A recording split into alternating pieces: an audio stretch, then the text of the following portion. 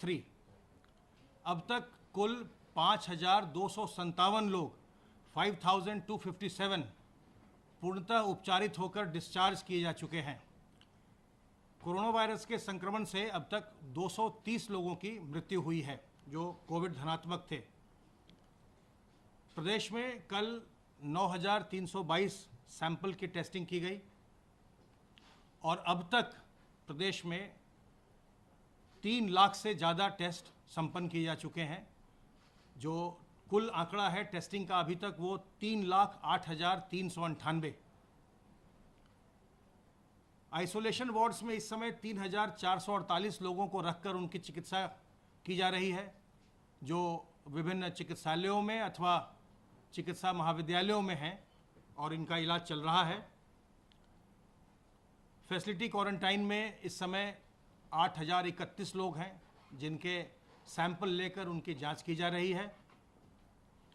जो लोग isolation wards में भर्ती हैं उनमें से 68 लोगों को 68 को ऑक्सीजन सपोर्ट दिया जा रहा है और 4 लोग इस समय वेंटिलेटर पर हैं, 4 मरीज वेंटिलेटर पर हैं। टेस्टिंग में पूल सैंपलिंग का हम लगातार उपयोग कर रहे हैं और कल 798 5-5 सैंपल के पूल लगाए गए और 95 10-10 सैंपल के पूल लगाए गए। आरोग्य सेतु ऐप का उपयोग प्रदेश सरकार लोगों को कोरोना वायरस के संक्रमण के बारे में अलर्ट करने के लिए लगातार इस्तेमाल कर रही है। जो भी अलर्ट जनरेट होते हैं इस ऐप से उसकी सूचना हमारे पास आती है और हम लोगों को फ़ोन करके अपने स्टेट के हेडक्वार्टर से उनका हालचाल पूछते हैं। अब तक 54,397 लोगों को हमारे स्टेट के हेडक्वार्टर से, जिन्हें भी ऐप से अलर्ट्स जनरेट हुई हैं, उनको फ़ोन किया जा चुका है। इसमें से 64 लोग संक्रमित होने के पश्चात पूर्णतः उपचारित होकर डिस्चार्ज हो चुके हैं। 137 लोग अभी संक्रमित हैं और विभिन्न अस्पतालों में चिकित्सा करवा रहे हैं और 2,083 लोगों ने बताया है कि वो इस समय क्वारंटाइन में हैं। आपके माध्यम से मैं ये लोगों से अनुरोध करना चाहूँगा कि अगर आप में किसी प्रकार के लक्षण आते हैं, वैसे हमारी टीमें घर घर जाकर जांच पड़ताल भी करती हैं और जो प्रवासी कामगार आ रहे हैं उनकी जांच पड़ताल, उनका हालचाल पूछने का कार्य आशा वर्कर्स के द्वारा निरंतर किया जा रहा है और अगर उनमें कोई लक्षण पाए जा रहे हैं तो उनकी हम जांच भी करवा रहे हैं सैंपल लेने के पश्चात।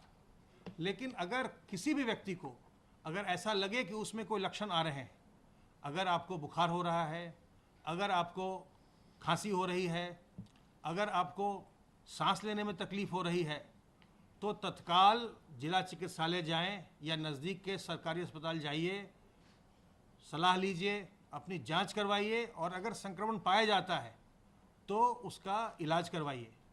जांच की व्यवस्था और इलाज की व्यवस्था सरकार की ओर से बिल्कुल निःशुल्क है, इसलिए बिल्कुल संकोच न करें। अगर आप संकोच करेंगे तो आपको बाद में परेशानी हो सकती है।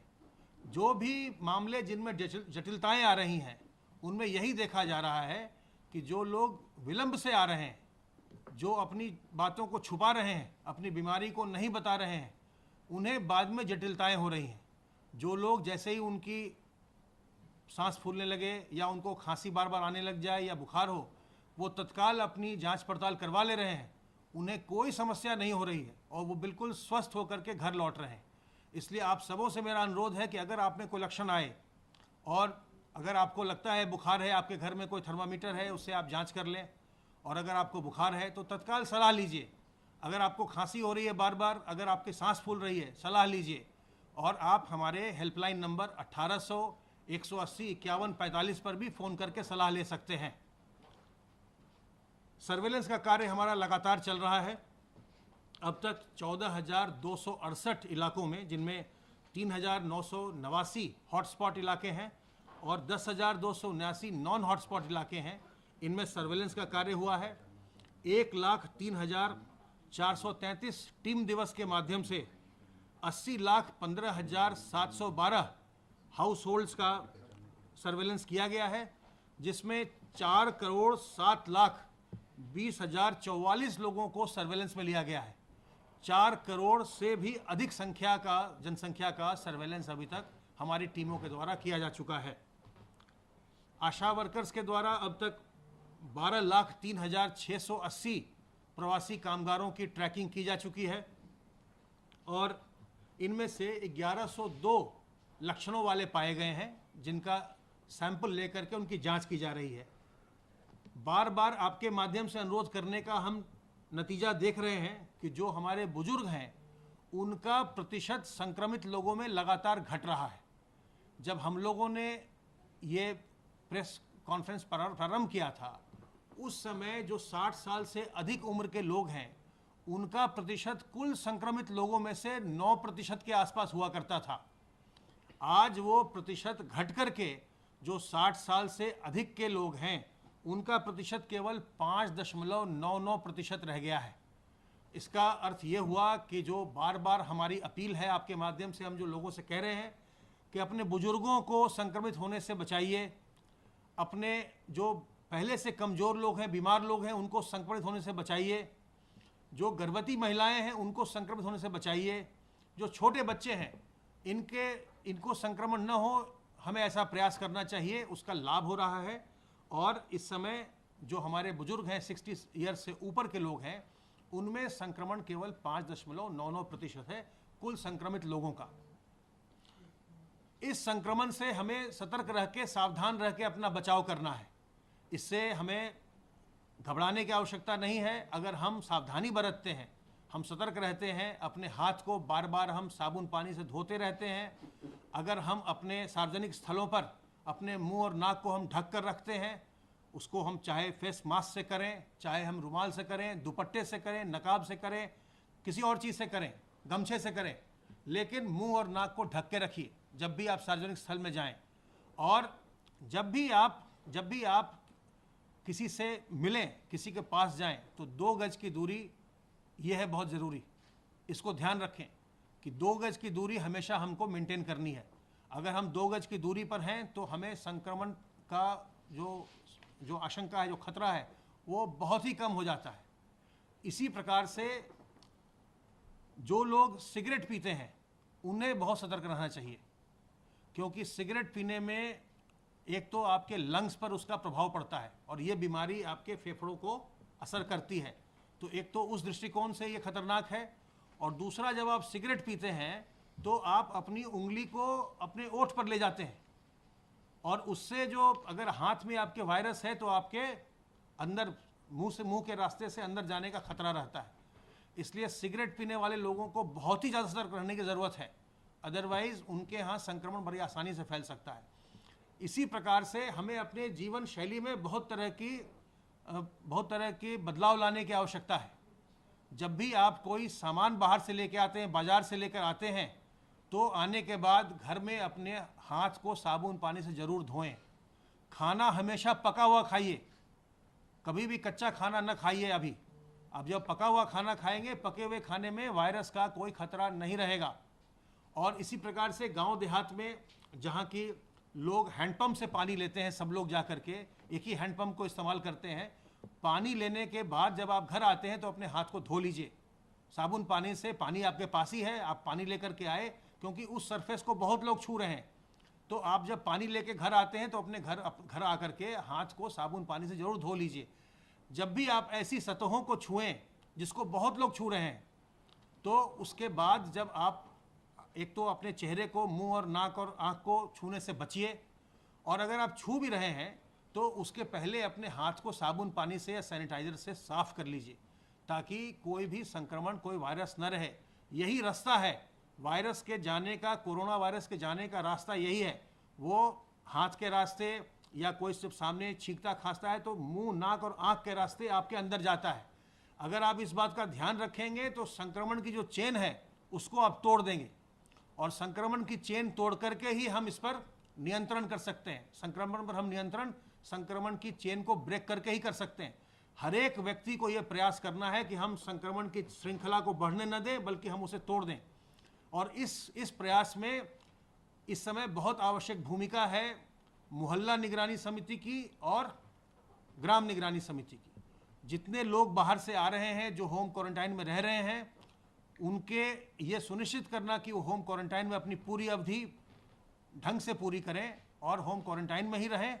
और दूसरी बात, ग्राम निगरानी समिति और मोहल्ला निगरानी समिति की भूमिका यहाँ पर समाप्त नहीं होनी चाहिए कि जो लोग होम क्वारंटाइन में वो होम क्वारंटाइन में रहें। इतना हमको नहीं केवल देखना है, इस समिति को ये भी देखना है कि अगर आपके मोहल्ले में या गांव में कोई भी व्यक्ति बीमार पड़ रहा है, खांस रहा है, छींक रहा है, उसके सांस फूल रही है, तत्काल उसकी सूचना जिला प्रशासन को दीजिए, तत्काल उसकी सूचना मुख्य चिकित्सा अधिकारी को दीजिए, उसकी सहायता करिए, उसकी जांच करवाइए और जांच करवा के अगर संक्रमण पाया जाता है तो उसका इलाज करवाइए।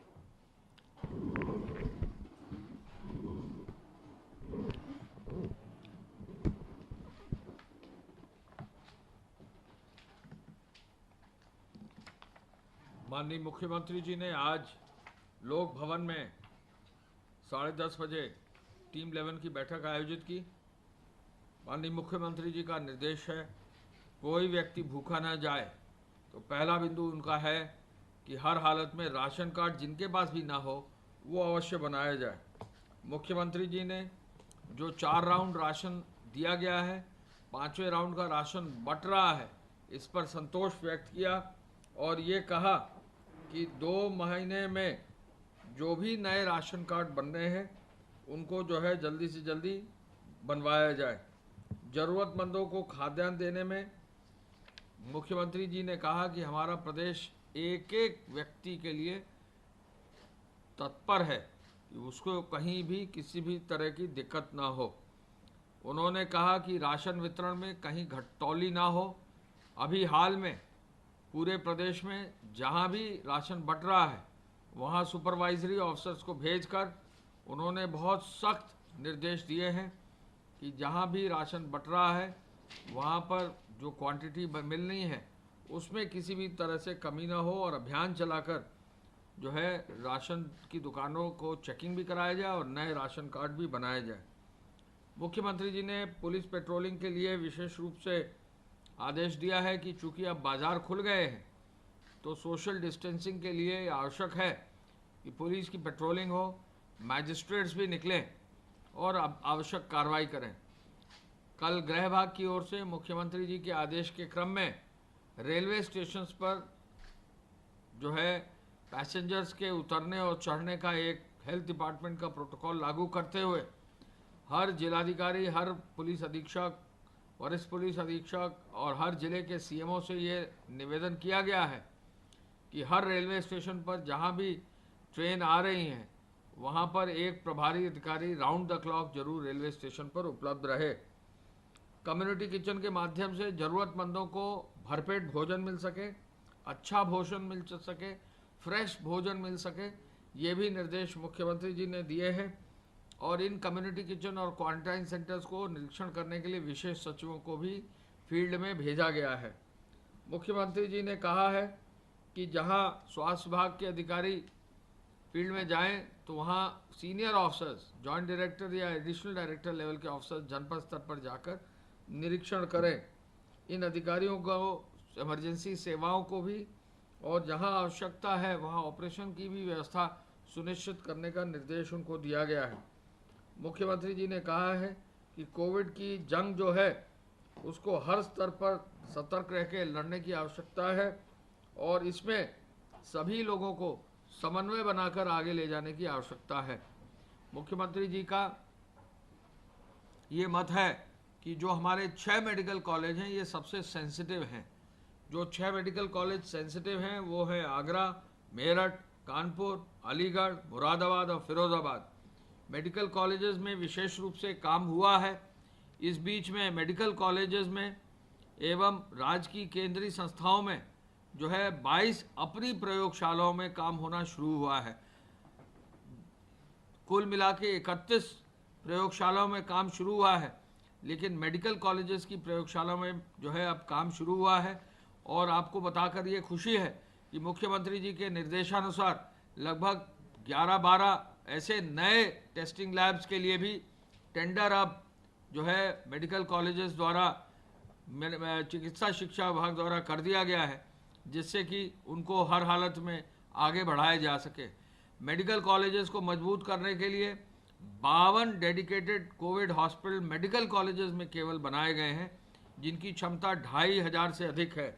पूरे प्रदेश में लेवल 1 के 403 अस्पताल हैं, जिनमें 72,934 लोगों को जो है लोगों के लिए बेड की व्यवस्था हो गई है। लेवल 2 में जहां ऑक्सीजन और वेंटिलेटर की भी व्यवस्था है, 75 ऐसे अस्पताल हैं जिनमें 16,212 बेड्स की व्यवस्था की गई है। और लेवल 3 में 25 हाई एंड के मेडिकल कॉलेजेस हैं जहां 12,090 बेड्स की व्यवस्था की गई है। तो ऐसे में 1,01,236 बेड्स पूरे प्रदेश में कोविड पेशेंट्स के लिए किया गया है, जो एक रिकॉर्ड है, पूरे देश में रिकॉर्ड है। मेडिकल कॉलेजेस में अब तक केवल मेडिकल कॉलेजेस में ही 2000 से अधिक रोगी जो है अब स्वस्थ होकर घर भी जा चुके हैं। और इन मेडिकल कॉलेजेस में डेडिकेटेड कोविड अस्पताल के अतिरिक्त डायलिसिस के लिए भी कोविड लेबर रूम भी और कोविड ऑपरेशन थिएटर भी वेंटिलेटर युक्त स्थापित किए गए हैं। यानी यदि कोई कोविड पेशेंट है जिसको डायलिसिस की ज़रूरत है, यदि कोई कोविड पेशेंट है, महिला है जिनको लेबर रूम में जाना है, यानी प्रेग्नेंट मदर है, या कोविड कोई पेशेंट है जिनका ऑपरेशन होना है, उसकी भी व्यवस्था जो है वेंटिलेटर युक्त आईसीयू की भी व्यवस्था मेडिकल कॉलेजेस में कर ली गई है। जो पैरामेडिक्स और वेंटिलेटर जो ऑफिसर्स हैं, चिकित्सक हैं, उनकी ट्रेनिंग मेडिकल कॉलेज में 13 प्रकार की ट्रेनिंग की गई, 13 ट्रेनिंग्स अलग अलग प्रकार की गई हैं। और इसके साथ साथ 28,000 एनसीसी कैडेट्स को भी मेडिकल एजुकेशन विभाग द्वारा ट्रेन किया गया है। तो जहां एक और स्वास्थ्य विभाग इस पूरे प्रकरण में, पूरे इस कोविड अभियान में अग्रणी भूमिका निभा रहा है, मेडिकल एजुकेशन डिपार्टमेंट द्वारा भी तेज़ी से जो हाई एंड कार्य है उसको सुनिश्चित किया जा रहा है। और दोनों विभागों पर निरंतर मुख्यमंत्री जी प्रतिदिन उनका अनुसरण सुनिश्चित कराते हैं। मेडिकल कॉलेजेस में और अस्पतालों में जो पीपीई किट, मास्क और 3 लेयर मास्क और ग्लव और सैनिटाइज़र है, इसकी अब पर्याप्त उपलब्धता हो गई है। जैसा कि प्रमुख सचिव स्वास्थ्य ने बताया, अब पीपीई किट की दर 351 रुपये हो गई है और 351 रुपये मात्र में ओवरऑल की कवरऑल की 351 रुपये की हो गई है, जो बहुत ही अच्छी दर है और संभवतः पूरे देश में सबसे अच्छी दर प्रदेश सरकार को अपने मेडिकल कॉरपोरेशन, सप्लाई कॉरपोरेशन के माध्यम से मिला है। माननीय मुख्यमंत्री जी ने एक केवल बिंदु पर विशेष बल दिया है, वो है टेस्टिंग पर। और अब उनका लक्ष्य है कि 15,000 की टेस्टिंग इसी सप्ताह में जल्दी हर हालत में हो जाए। आपको मालूम है टेस्टिंग की व्यवस्था 10,000 करीब क्रॉस कर गई है, उसको 15,000 करने के लिए ट्रूनेट मशीन जो है वो विशेष रूप से मंगाई गई हैं। और आपको बताकर मुझे खुशी है कि जहां सरकारी जहाज, सिविल एविएशन डिपार्टमेंट का, राज्य सरकार का जहाज 2 से 3 बार विशेष रूप से जो पूरी ट्रूनेट मशीन है वहां से सीधे लेकर आया है, जिससे कि इन मशीनों को जल्दी से जल्दी हमारे सभी हॉस्पिटल्स में, हमारे मेडिकल कॉलेजेस में लगाया जा सके। और इनसे अब ये क्षमता जो है 15,000 हो जा रही है प्रतिदिन के टेस्ट की। वेंटिलेटर्स को भी क्रियाशील किया गया है और साथ में पुलिस बल और सुरक्षा कर्मियों को भी, मेडिकल टीम को भी संक्रमण से बचने के लिए निर्देश दिए गए हैं। मुख्यमंत्री जी ने आईडीसी को महोदय को ये कहा है कि निवेश वृद्धि के लिए उद्योगों से वो संवाद बनाएं, निवेशकों से संवाद बनाएं। गेहूं क्रय केंद्र में एपीसी साहब को ये निर्देश दिया है कि ज़्यादा से ज़्यादा गेहूं क्रय की कार्रवाई सुनिश्चित की जाए, जिससे कि गेहूं क्रय की प्रक्रिया में किसी प्रकार की कोई कठिनाई ना हो। जहां तक ट्रेन्स का आने का सवाल है, अब जो है कुल मिला के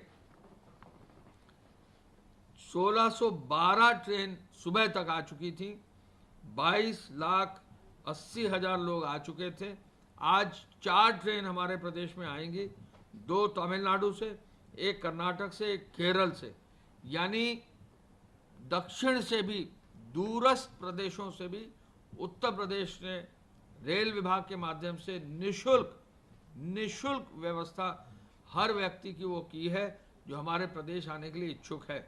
केरल से भी, तमिलनाडु से भी, कर्नाटक से भी ट्रेन आ रही हैं। तो हम प्रदेश का ये पूरा संकल्प है, मुख्यमंत्री जी का आदेश है कि किसी भी आदमी को जो भी जहाँ भी हो उसको लाने में कोई हमारे तरफ से कसर नहीं होनी चाहिए। और अब दक्षिण भारत से भी ट्रेनें जो पहले आ भी रही थी उनको और आगे बढ़ाया गया है और कोशिश की जा रही है कि हर व्यक्ति को लाया जा सके। कल प्रदेश से 5 ट्रेन अलग अलग गंतव्य स्थानों में यहाँ से जाने वालों के लिए भेजी गई हैं। 2 ट्रेन वाराणसी से, एक जम्मू कश्मीर गई है, एक गई है मुंबई, एक ट्रेन गोरखपुर से केरल हमने भेजा है। हमने हमारे प्रदेश से जो केरल के लोग थे वहाँ की सरकार ने अनुरोध किया, केरल जाने वाले केरल के निवासी यहाँ से केरला भेजे गए हैं। 2 ट्रेनें गाजियाबाद से बिहार और बंगाल चलाई गई हैं। कल 5 ट्रेनें उत्तर प्रदेश के अंदर से अन्य प्रदेशों को गई हैं, जिससे कि यहाँ से मूल अन्य प्रदेशों के जाने वालों की भी व्यवस्था हो सके। हम ये आपको पुनः बताना चाहेंगे कि 1612 जो ट्रेनें हो गई हैं, आज 4 ट्रेनें और जो आ जाएंगी तो 1616 ट्रेनें जो हैं अब तक हमारे प्रदेश में आ चुकी होंगी। और ये सबसे अधिक संख्या पूरे देश में है, जहां उत्तर प्रदेश में निःशुल्क व्यवस्था के अंतर्गत, जहां ट्रेन में कोई जो है चार्ज नहीं लगा है, यहाँ स्थानीय रूप से बस में कोई चार्ज नहीं लगा है, हर व्यक्ति की मेडिकल स्क्रीनिंग की गई है, हर व्यक्ति का डेटा कैप्चर करके स्किलिंग का डेटा जो है सेव करके रखा गया है, जिसके कि उनको रोजगार मिल सके। हर व्यक्ति को एक राशन का किट घर जाने से पहले 15 दिन का दिया गया है। हर व्यक्ति को उनके बैंक अकाउंट में पता करके 1000 रुपये की धनराशि और दी गई है।